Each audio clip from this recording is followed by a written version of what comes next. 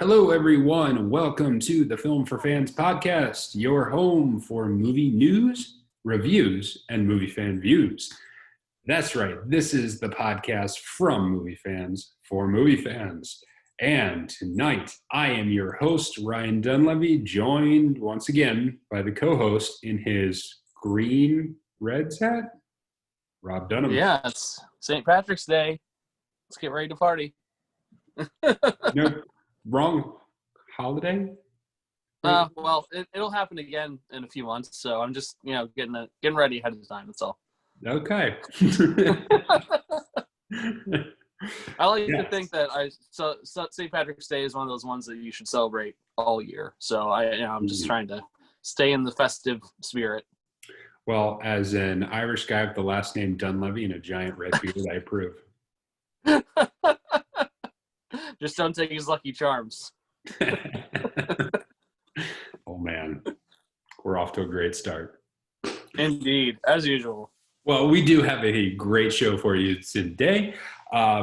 We will be talking about Peter Jackson's favorite scene from The Lord of the Rings. The Dark Knight and a few others make it into the National Film Registry. We will be talking about what we expect coming up from Wonder Woman 1984, and we'll play a Did You Know, as well as our watch list. All right, Rob, you ready to get started? Let's do it. So we're going to jump off with Peter Jackson recently did an interview in which he talked about his absolute favorite scene from the Lord of the Rings trilogy that he directed in the early 2000s, and it turns out that it was not a scene that he wrote or directed. So in this, he revealed that his absolute favorite scene is the scene in The Two Towers where the two sides of the Smeagol Gollum character actually interact with each other. In this column, he talks about the fact that they knew they needed a scene in which the two sides of this particular character, Gollum and Smeagol, would actually interact and would go back and forth between each side of his persona. And he didn't have time to do it, so he had his assistant director write one up and then ultimately shoot it. And it turns out it was his favorite scene. So, Rob, what did you think of this particular scene? What did you think of the fact that it was Peter Jackson's favorite? Yeah, I think this is one that's pretty iconic. A lot of people will recognize this one. And if you're anything like me, you probably have a friend somewhere who's decent at doing the voice and does both sides of the conversation to themselves. It's pretty amusing to see. It's very much more disturbing to see Andy Serkis do it live, just his regular face, which I've seen, because It's the actual sounds coming out of a human body, which sounds terrifying and wrong. But, that's the magic of movies. And I think that it is really something that his favorite scene is one that he didn't personally write or direct. That's pretty cool. I don't know if I even knew that there were a couple parts like that in the movies. So to hear him say that also has to feel pretty affirming for the person who was in charge of writing it and directing it, which is very fascinating. I like how in the article it said, these giant major scenes are not his favorite scene, and they named a few of them, and Helm's Deep was one, and it's my favorite scene, and it made me feel really basic.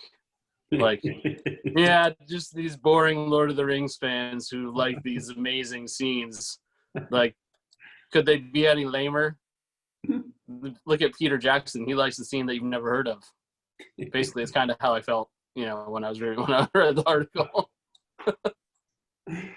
Oh, man. So I was going to ask you, so the Helm's Deep would be your particular favorite scene from The Lord of the Rings? Yes. Yeah, the whole sequence is awesome. When Gandalf shows up, obviously, is that's probably my favorite moment in all of Lord of the Rings. So it'd be hard for me to have something else as a favorite, but I love the whole series. There are certainly smaller parts that I like for what they are, but that's just such an epic point. I think the word epic gets overused, but I think it absolutely applies to that sequence. Well, and I also think that word kind of defines that series. I mean, when you think of an epic, The Lord of the Rings delivered an epic. And that's one thing that Peter Jackson got absolutely right, is the epic scale and size of that particular of that trilogy was nothing short of epic. And I love that. I love that that's his favorite scene, because it's such a linchpin scene. You know, it's such a linchpin scene in terms of the direction that that character takes, and how the tragedy of the Smeagol Gollum character comes back as a result of that. So it really does a great job of shaping it, and the way it was shot and the way it was written and directed really did a great job of conveying an actual conversation with someone basically arguing with themselves. So, yeah. It's hard for me to nail down my favorite scene from The Lord of the Rings, but there's a couple that are a little bit more subtle that I really like. There's one right near the beginning in the Fellowship of the Ring, where they're just setting off on their quest, and Sam just kind of stops, and he says, "If I take one more step, this will be the farthest from home I've ever been." And just kind of that little scene in that nature of, hey, we're going to go do this. This is going to happen. And, you know, it displays, one, how sheltered the hobbits were, but also really just talks to and speaks to the nature of adventure. And so I really like that one. And I really like the scene between Frodo and Galadriel when they're looking in through the liquid mirror, and just the interaction between those two characters, with ultimately Galadriel like flipping out and then turning down the ring was unique. So I like that one too. I also like when Gandalf first throws the ring into the fire to see if it's actually the ring, because that really sets the stage for everything that happens, because it's the introduction really to what is really lies ahead in the movies to come.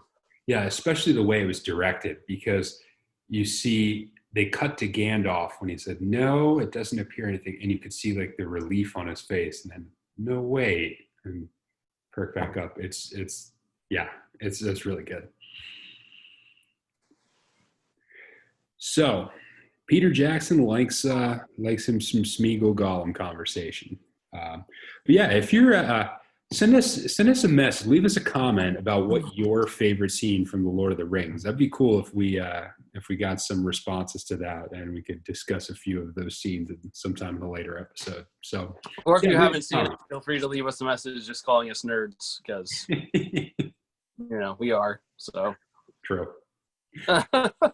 So in other film lore news, The Dark Knight, The Blues Brothers, and Shrek, amongst a number of other films, were all inducted into the National Film Registry.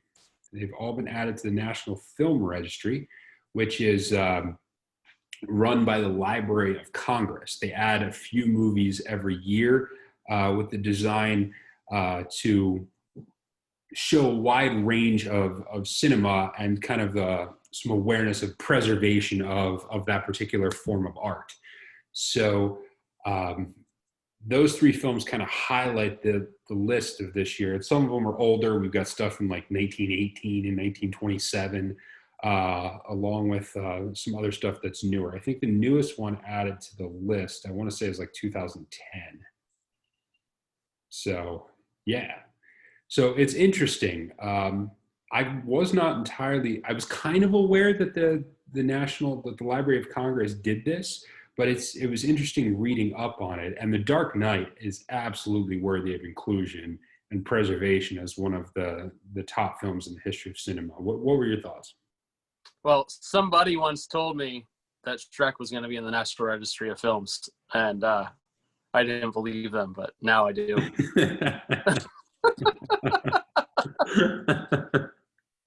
Well, it just, it had that vibe in theaters, I tell you. Yeah, I would say that it is. It really did spark off like this giant franchise, and I think the thing that stands out the most about it is that it was, compared to some other things, a little more original. I mean, obviously the tale of a monster being saved from distress is like not original, but the way they subverted your expectation in the very beginning of the movie, with him going to save the princess and her expecting it to be a prince and it ended up being a disgusting ogre, was really great. And obviously the comedic stylings of Eddie Murphy as the donkey are probably one of my favorite cartoon characters ever. Just incredibly well written and the perfect person to play it. So I'm not surprised it's not the best movie ever, but I definitely think it belongs in the history of movies when it comes to animation produced in this country, for sure. See, and I love the fact that the Blues Brothers is going to be there, because the absurdity of that movie knows no bounds. It is fantastic. I mean, these guys commit this tiny little offense and then have like the entire U.S. infrastructure after them. It's absolutely great. I mean, the comedy element of hilarious is so over the top. It's so ridiculous. It's fantastic. So many wrecked police cars. So many wrecked police cars. It is unbelievable. You got great music. It's fantastic. It's so well done. And well, when you're on a mission from God, you got to do what you got to do, I suppose. Yeah, it's true. And my favorite moment is when they're sitting there. They just played their concert. They're down in the tunnel waiting to drive. And he says, it's 400 miles to Chicago. We've got a full tank of gas, half a pack of cigarettes, and it's dark out, and we're wearing sunglasses. Let's do it. So, film history will never be the same. Centuries from now, people will be able to go back and watch the Blues Brothers. Someday we'll have to like dig into the whole list of movies that are on this registry. Yeah. And maybe pick out a few that neither of us have seen and check out their qualifications. Yeah. So a couple other ones that are on the list, just to give you a few that are going in this year: A Clockwork Orange, Freedom Riders, The Hurt Locker, Joy Luck Club, a bunch of stuff that's super old. Cabin in the Sky from 1943. I haven't seen it. Oh, classic. I don't know what it's about, but hey, have at it. I kind of, when I was looking over that list, I was a little surprised that A Clockwork Orange was not already on the list. It's certainly a very divisive, disturbing kind of movie, but I think that regardless of how you might feel personally about it, like I'm not a huge fan of it personally, but I do recognize that it's important to the history of film. Yeah. So I was pretty surprised that one wasn't already on this list, considering it came out in the 1970s. Yeah. Indeed. But you never know. I mean, it's interesting. We'll have to look into exactly how they choose some of these at some point. Yeah.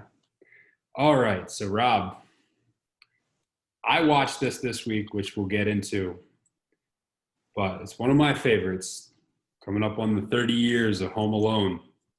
And Paste Magazine did a commentary on Home Alone after 30 years, and had some interesting thoughts on it, which I found pretty relevant.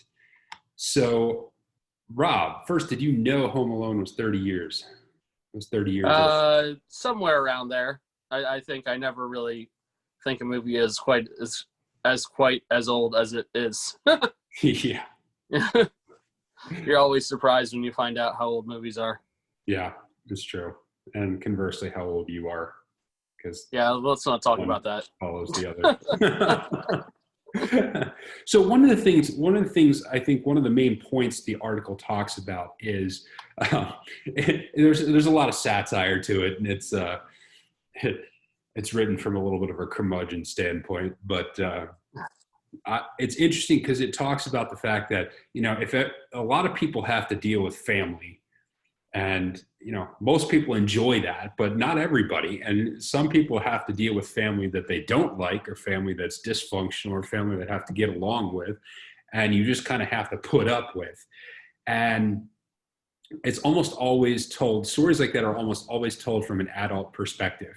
So the idea that you'd be a kid having to put up with your annoying family, and what that means to put up with your annoying family as an 8-year-old kid, I think is pretty cool. Yeah, I think we all have had moments, even if you love your family, where you kind of wish you were in the situation where you were just by yourself, just for an hour, relaxing by either the fire or the gas heater or whatever it is, with a open box of new pizza that you just stole from the delivery guy, or didn't pay him enough, or whatever happened in that moment. We'll never know. But yeah, the thing I find fascinating about that movie is, like, he's so wanting to be by himself and away from everybody. And then when he finally gets what he wants, it's terrifying. And I think that's a good lesson for us, that be careful what you wish for. We always hear, but especially around the holidays, if you are around family that maybe might not be your favorite, just remember that it's it's a privilege or a blessing to be able to be around them at all. And at some point it won't be the same, and we never know when that might be. Yeah. So it's this kid fantasy, and in which case, and a lot of times we don't often think about anymore about how often, kids just have their world dictated to them. They don't have a lot of say, and they don't have a lot of control, which ultimately is a good thing, because they would kill themselves because they're disaster areas and don't know what they're doing, as you can attest. I think my children would eat all of the snow in the entire world if I had not told them about 30 times today to not eat the snow. That's just one example. So it's good that we don't give kids that much autonomy. At the same time, like, it has to feel a little bit disempowering. And so it's interesting to see kind of the reverse of, like, this kid fantasy play out, where he all of a sudden has all the power, and he gets to do whatever he wants, and to make the most of it. So I think just what's fascinating about it when you watch it, when you come back over it, is the brute level of violence in the movie. I mean, they just absolutely just beat the heck out of these guys. It's fantastic, frankly. Yeah, they would have definitely been in the hospital many times before the end of this movie. Yeah. If it were to occur in real life. Yeah. For sure. I think the most tragic part of Home Alone is the fact that, he gets his dinner table set up right before the last scene. He gets the dinner table set up. His microwave dinner is there, hot, piping hot. He's got the candles going, and he's all set up there ready to eat. And then it rings 9:00, and he has to go into battle. And that wonderful meal just sits there on the table, uneaten. Tragic. It's tragic. I mean, what do you do? So Home Alone is just fascinating. For whatever reason, I was actually Kevin's exact age when this movie came out. So I think there's a reason for me as to why I resonate with this movie so much, because I was his exact age when the movie came out. So it felt like a little more personal to me on that front. Another thing, if you're into these type of histories, there's a great Netflix. There's a great thing on Netflix.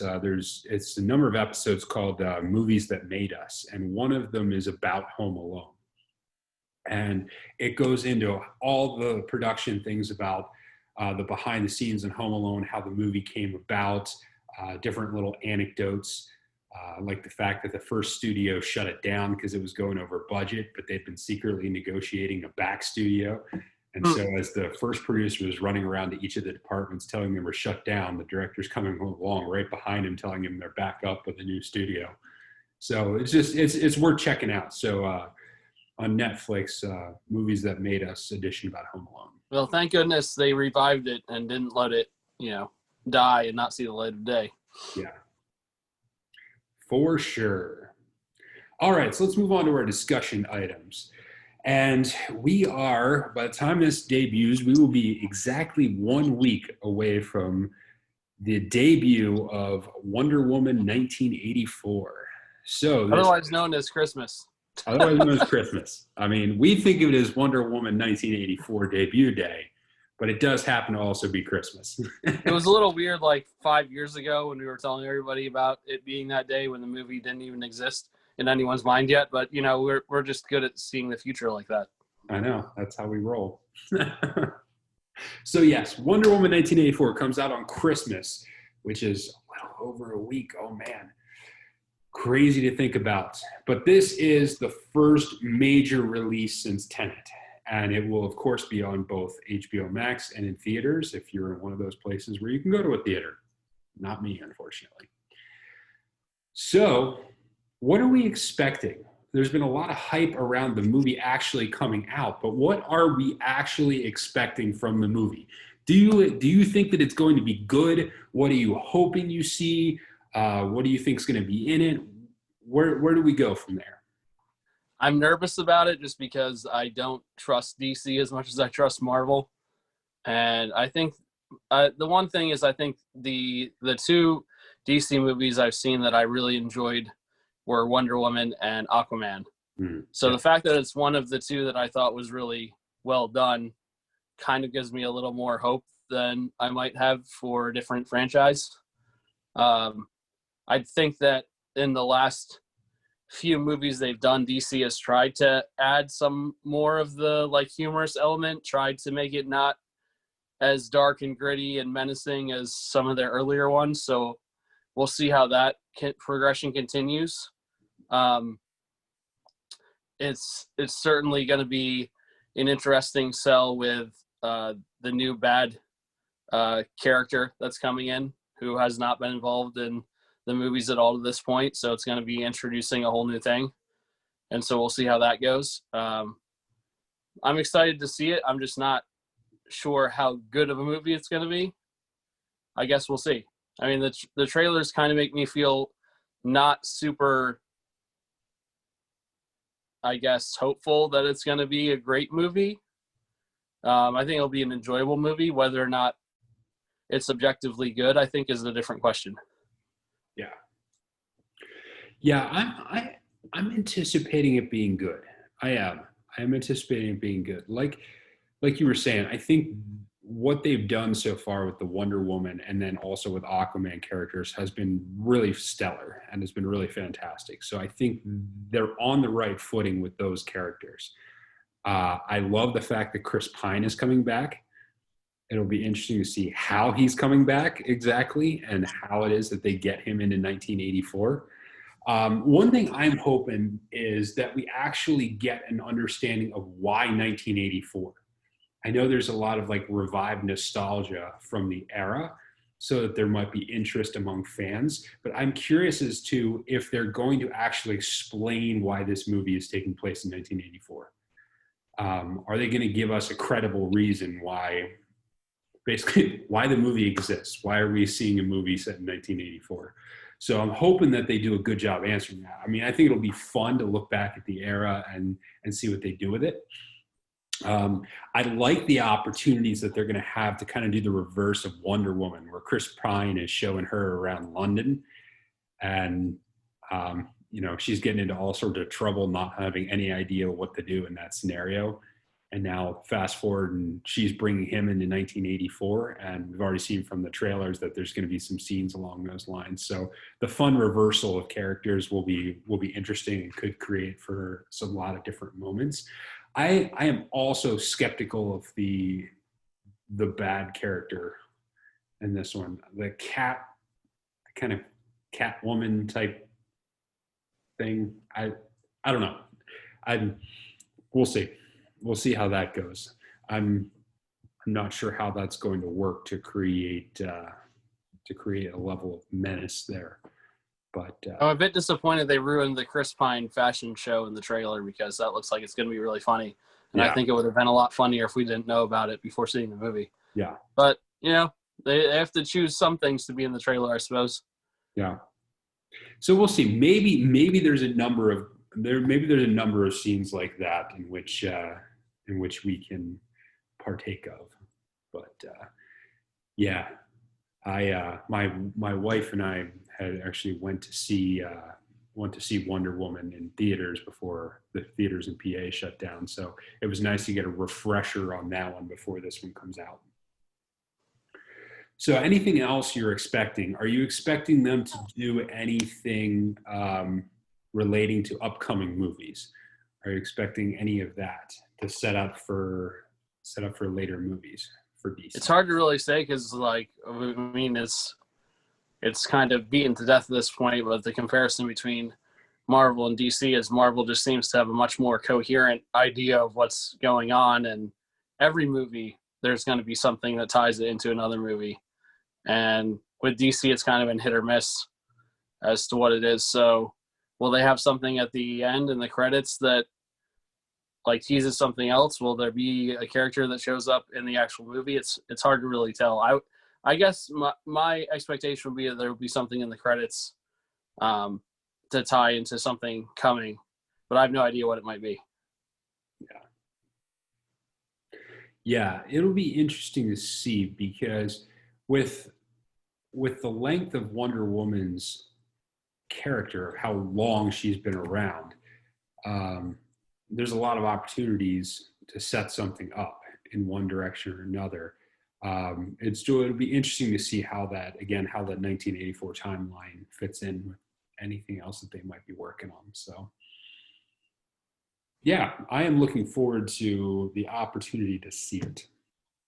So it will be fun to watch. And actually, because my wife actually liked Wonder Woman, I think there's a chance I might be able to watch it with my wife. Nice. Seems rare for comic book superhero movies. She has a very limited window of things she likes, and so I'm glad that this one got in there.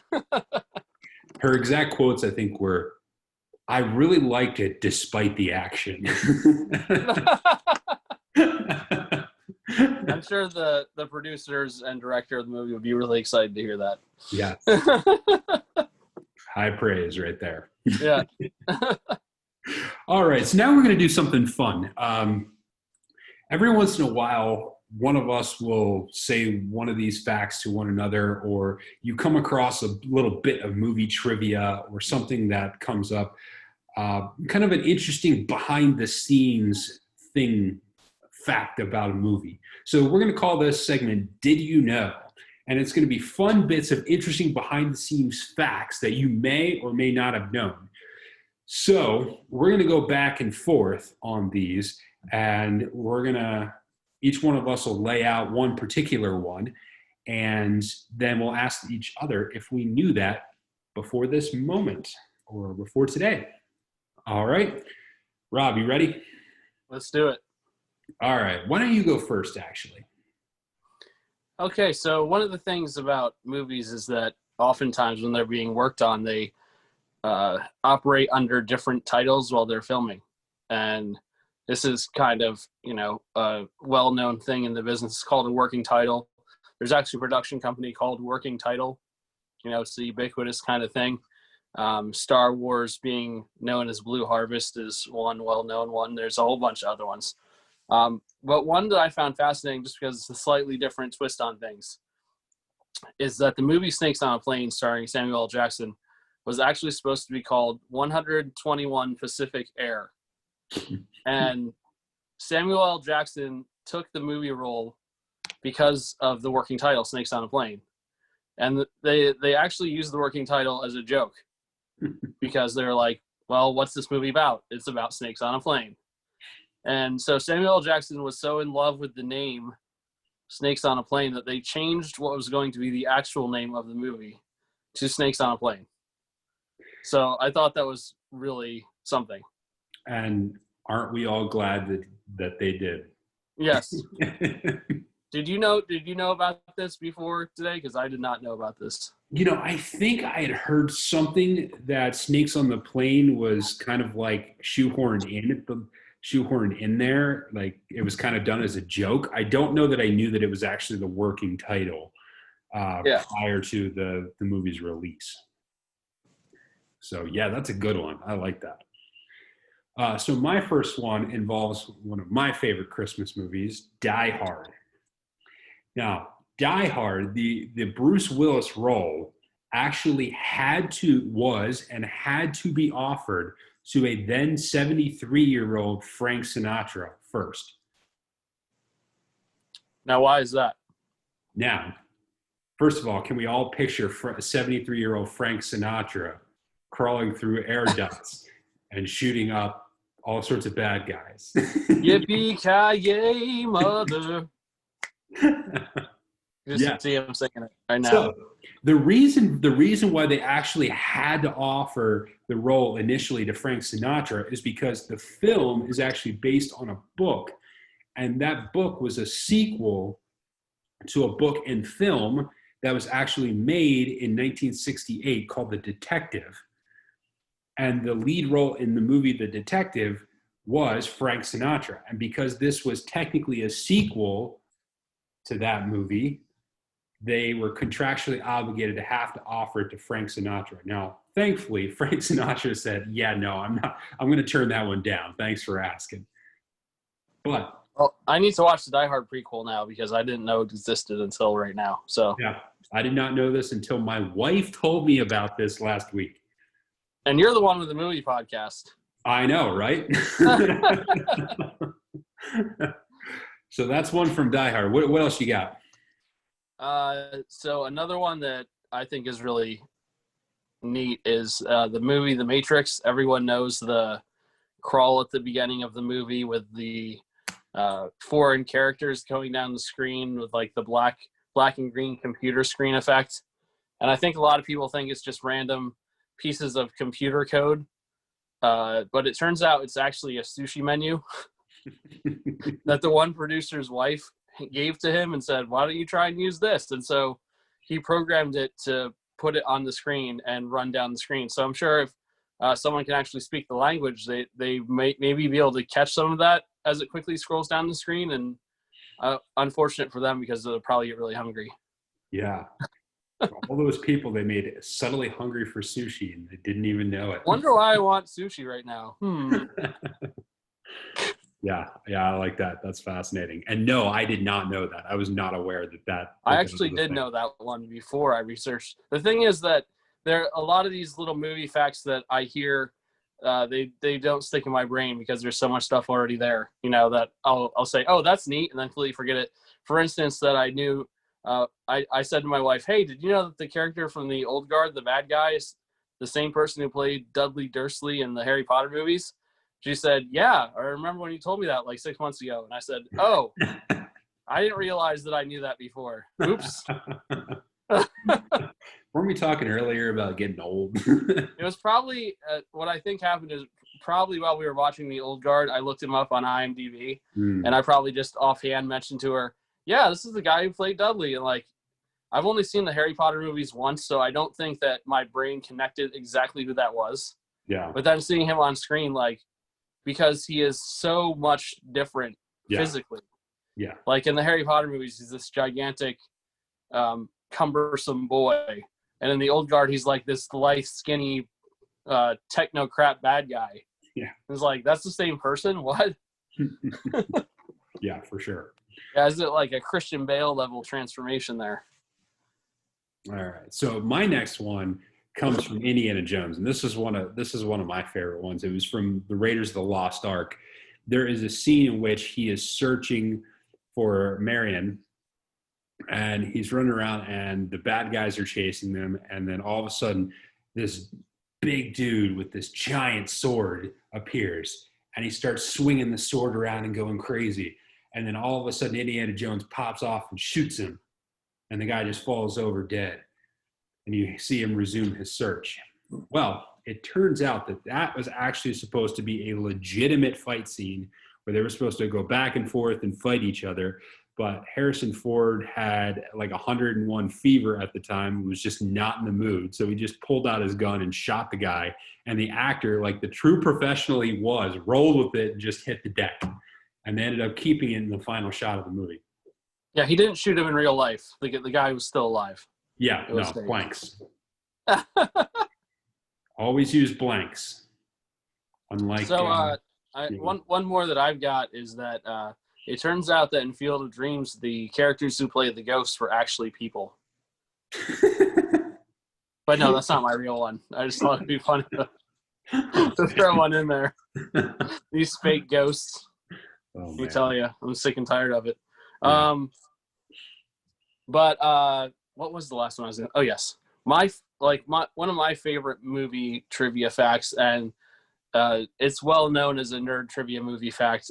Most people who are really, really into the Lord of the Rings know this, and it's kind of a joke that it always gets brought up when the scene happens, because the joke is that if you really know Lord of the Rings and you're watching with someone who doesn't, you like poke them at this scene. You're like, do you know what just happened there? Or like, you get this tingling in the pit of your stomach, like I'm about to reveal the great mystery. But Viggo Mortensen in The Two Towers, there's a sequence where the hobbits are kidnapped and they come across the remains and detritus of the ambush here, and there's all kinds of metal and armor and burning and lots of dead people. And he gets so mad and he's so angry, and he kicks one of the helmets and he like screams like this agonizing scream. You're like, whoa, that is some amazing acting. Well, it turns out like he actually broke his foot as he kicked that helmet, so he wasn't acting. But it was so good that they kept it in the movie. Much like when my band recorded my music video and I fell over trying to jump off stairs, which was not planned, and they kept it in the music video.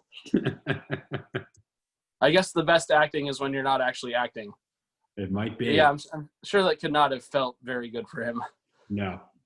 And my next one is actually along very similar lines, and that is from Mission Impossible Fallout. There's one scene where Tom Cruise is running across the top of a building, and he's chasing the one character. He's running across, and he has to jump from one building to the next. And you see him, he jumps and kind of hits the side of the building with his foot and then grabs on. You're like, oh. Well, it turns out he actually broke his foot on that. And they actually had to do the second half of that take like several months later. And it really, really annoyed the director because he just couldn't get the lighting quite right because it was a whole different season. And so the lighting just wouldn't work. And so he's still not happy with this. But yes, Tom Cruise actually broke his foot when he jumped and hit the other building. Well, there's no doubt that Tom Cruise, whether he is the sane person or not, is wholly dedicated to throwing his body around for our enjoyment. So I'll certainly always appreciate that. Also, fun fact is that he is almost the exact same age John Voight was in the first Mission Impossible movie. Which, wow. I've just got one small one before I move on to going back to the working titles. This is just amusing to me that the working title for the Avengers was Group Hug.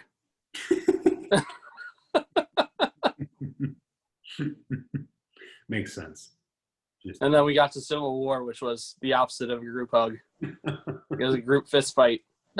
Indeed. All right. So is it my turn or is it your turn? Well, that was my last little one. So if you have another one, go ahead. Sure. Yeah, I got another one. Let me see which one I want to use. All right, so we'll do another Christmas one, and we'll do this one from Home Alone since we've been talking about Home Alone. Buzz's girlfriend, Wolf. The picture of Buzz's girlfriend is actually the John Hughes and Chris Columbus, the director, felt so bad about like actually using an actual female and, you know, calling out her appearance in such a way. So they had the art director's son dress up in a wig and the clothing and take that photo. He agreed to do it. Nice. So that they did not have to humiliate a little girl by calling out her appearance. So Buzz's girlfriend is actually an art director's son. Wow, Home Alone ahead of its time, gotta say. And I mean, so we mentioned Home Alone. A lot of people know this one already, I think, but the sequence with the pizza where Kevin is watching an old movie and fast forwarding through the different lines is from a not actual movie. Yeah. It's from a short film called Angels with Dirty Souls that they recorded themselves just for the movie, which I think is really cool. Yeah. Yeah. It's one of those fantastic little side project things that creates a level of authenticity to the movie overall. Wow, that was fun. I enjoyed that. I feel thoroughly enriched mentally after that. So I've learned many things that I can forget that I remember that I knew 3 months from now. So how many of those? I know that there was maybe only one of the ones you talked about was I aware of before tonight. What about the other? What about you? Were you aware? I think I actually vaguely knew all of the ones that you said except for the Frank Sinatra one. So I have to go out and watch The Detective now so I can see Frank, John McClane, Sinatra. Yeah. I wonder if there's like any bearing whatsoever. Probably not. I would guess. My guess would be that the action sequences are probably minimal in that movie. Yeah. Yeah. All right, so let's move on to the watch list. Movies that we watched from last week. Rob, what did you watch last week? So I had said maybe last week or the week before that I was going to go through the Harry Potter movies. Yes. And so I've watched The Chamber of Secrets, Prisoner of Azkaban, and Goblet of Fire, and actually paused. Why am I blanking on the next one's name? The fifth one. We're halfway through it, and I paused it to record the podcast. Yeah. But regardless, what's really cool is my daughter and son are watching them with us for the first time, covering their eyes a fair amount of the time because they're scary parts. They get scarier and darker as you go along. Yeah. Order of the Phoenix. That's the name of the movie. And so what I really I've enjoyed being able to watch the movies through their perception because seeing their reactions to things and, you know, getting those feelings about certain characters being surprised by certain things or being jump scared by certain things, like Harry Potter opening the door and Ron and Hermione being there, not like evil, crazy things trying to kill him. The movies are just really well filmed, really well directed across the whole series, going from director to director. And so I've really just been enjoying that and probably finish that up this week.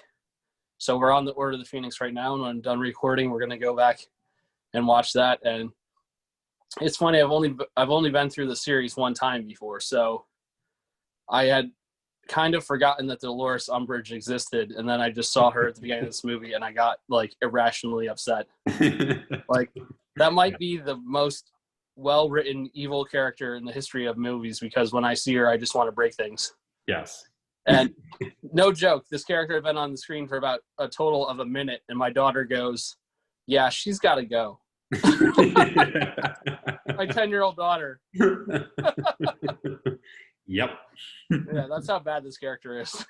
It's what the actress played that character disturbingly well. Yes. Very much. I also watched The Santa Claus with Tim Allen. I'll probably watch the other two before Christmas. Man, I haven't watched The Santa Claus in so long. It's been way too long since I've watched that. Such a good movie, so classic. Yeah. And really epitomizes the experience of trying to provide a good holiday season when you're by yourself as a parent. And I would argue this is probably Tim Allen's best role. I think that between this and Home Improvement, he's either most known for one of those two things, depending on who you talk to. Yeah. But he just really commits to it and does a great job as the character. And it's absurd and like makes me laugh every time I watch it. So one of the ones that I actually didn't use for trivia actually talks about Tim Allen and the Santa Claus. And one of the things they said was that he actually had to maintain character with the kids around because some of the kids actually did believe that he was Santa Claus. So he couldn't go out of character whenever he was around them because he didn't want to diffuse them of their Santa Claus belief. that's awesome. So for me, I did in fact watch Home Alone, and we spent a lot of time talking about it already, so I won't go into much. But I would say the one last thing that's just fantastic about it is the score for that movie is just next level. It is off the charts amazing. John Williams is such an amazing composer, and the score really amplifies that movie. And that Netflix one I was talking about, Movies That Made Us, actually talk about how they ended up with John Williams doing the score for the movie. So it's well worth your watch. But John Williams, amazing. Yeah, some people like Duel of the Fates, but I'm all about the Home Alone soundtrack. Yes. Definitive John Williams right there. Yes. So I did actually start the John Wick trilogy. I did not complete the John Wick trilogy. I actually only got through John Wick, the first one. And one of the things that just very fascinating about it, I mean, these are classic action movies. But one of the awesome things about it is it elevates the action movie to a much higher genre. Like there's an actual elegance to it. There's an artwork to it. It's the way the scenes are shot. The cinematography is fantastic. The lighting in some of the various scenes just creates tremendous amount of mood and atmosphere. The way they do the soundtrack and the score underneath it, the music in the background kind of just continues moving the movie forward with a level of pace and a level that keeps the emotion elevated and keeps the intensity up. And even the fight sequences, you could tell they were well designed. They were well thought out. There's like a martial arts type aspect to it, the way it was shot and filmed and acted. So it really is like a masterclass in how you create an action film that actually looks good on film and that actually creates a level of sophistication to it instead of just, hey, a bunch of stuff blew up and people got shot. I think we talked about this with Ava and Jessica Chastain, how it can be difficult sometimes for us to find an actor or actress believable when it comes to action. Yeah. Like them walking around with a gun or throwing their body around. I think one of the things that makes the action in the John Wick series so believable is that Keanu Reeves is like a legitimate certified marksman. Like he is someone who goes out on the gun range by himself, like as a hobby. He's well known in the shooting community as being like one of the best, if not the best actors at like properly shooting guns, properly reloading things, like knowing how to make things look realistic because he actually knows how to operate the weaponry. And I think that is a big factor in these movies of making it look realistic because he knows what he's doing. Yeah. So it looks natural because it is for him. Yeah, for sure. And the last one I watched, and it's movie adjacent, as it were, was I watched the second Netflix documentary on holiday movies that made us, and this one was about Elf. So it does a great job of walking through how Elf was developed and how Elf was created. Fascinating thing about it, the original studio that had the rights to the movie wanted Chris Farley as Buddy. And the writer hated that idea so much he let the contract lapse, so that he didn't have to make a movie where Chris Farley was Buddy. But yeah, it's fun to see behind the scenes on some of the classic Christmas movies. Yeah, that movie would not be the same without Will Ferrell as Elf. Mm-hmm. And what's funny to me is that I have a few friends who don't really like Will Ferrell. And almost universally, if someone doesn't like Will Ferrell, you might hear them say something like, I really don't like Will Ferrell except for an elf. Yeah. Because maybe it's just because we expect Christmas season in the movies to kind of be a little more absurd and childlike and like full of wonder, and he really brings it to that character because that's just his wheelhouse. And I guess it's more reasonable or acceptable in that place for some people than to see him running around on a speedway track with just his underwear on and a helmet, screaming for Oprah Winfrey to come save him. A little too much for some people. And what's fascinating about it is they filmed Elf with Will Ferrell after they filmed Old School, but before Old School debuted. And Old School was really the movie that kick-started Will Ferrell's movie career. And so there was a lot of trepidation about Will Ferrell in this role because people didn't think he could be a lead actor in anything. And they, believe it or not, there was a time when Will Ferrell wasn't a big movie star.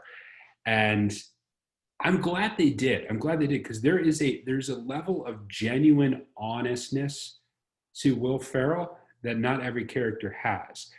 Like there's a warmth and a heartfelt nature to Will Ferrell that we see in some of his random movies that not a lot of comedic actors can bring. Chris Farley certainly doesn't bring it. I mean, Chris Farley's hilarious, but he doesn't have that same kind of warmth. So I'm glad it turned out the way it did. All right, Rob, what you watching this coming week? Well, as I said, I'm probably going to finish off the Harry Potter series. Planning on having a couple of kids from youth group over one of the next couple nights, so we'll watch something then. No idea what. And I'm going to see if I can find The Detective, starring Frank Sinatra somewhere, because now I'm really intrigued. Yeah. For me, I'm going to finish up the John Wick series, hopefully, watch numbers 2 and 3, and I want to watch A Christmas Carol. I don't know yet which version of A Christmas Carol I want to watch, but I do feel like I want to watch one of the versions. It's been a couple of years since I've watched The Christmas Carol, so I think. Well, the good news for you is there's like a billion of them, so there is. You definitely have your options. I remember one thing I remember really well is watching the Jim Carrey life and lifelike animation version, and it was rated PG-13, I believe. And watching it in the theater, and there was like a mom with their little 3-year-old kid, and there's this really terrifying sequence at one point with Jim Carrey and the ghost, and this kid's losing their mind in the front of the theater. And I'm like, maybe you shouldn't have brought your kid to this movie. I don't know. Yeah. Well, parents gonna parent, They are, and sometimes you just need to scare the junk out of your kid for no reason at all. That's why my kids really didn't go to a movie until they were 7 years old. So. All right, Rob, you got anything else for us today? I do not. I'm ready to go back and watch more of Dolores Umbridge and want to break things. Have at it, man. Enjoy that with your family.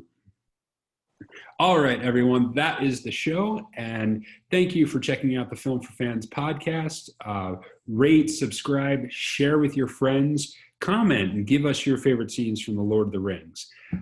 Visit us at filmforfans.com and check out all of our great content there. Until next time, enjoy the movies. Yippee-ki-yak, other buckets.